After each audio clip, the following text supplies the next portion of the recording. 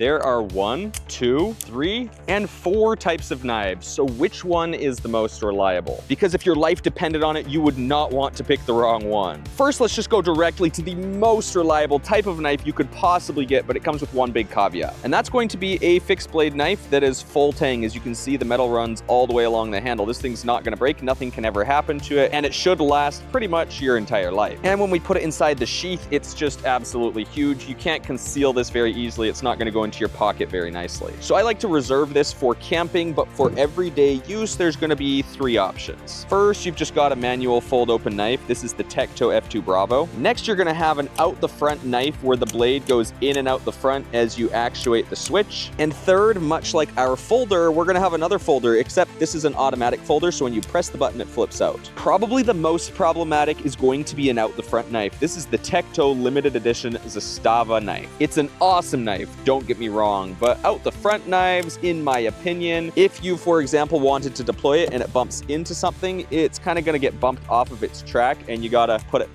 back on the track in order for it to be back in action. Next, we got this tiny guy right here. As you can see, you push the button, nothing happens. That's because the trigger safety's on, and then you take it off safety, and you can open it up like so. These are awesome little knives, especially with this little blade since it makes it California legal. Though this one probably gets my second most amount of EDC use because it's just so convenient. Now for my favorite of the collapsible and folding knives, we simply have a manual knife. Now I'm not normally a big fan of the manual open, but Tecto has a pretty ingenious feature where you just press this and it flips out almost as if it was automatic, but it's totally not. It's just because your pressure rolls it on that bearing so smoothly that it just opens so quickly. So between our fixed blade and these 3 folders, what type of knife was I missing and which would you pick? And subscribe for more.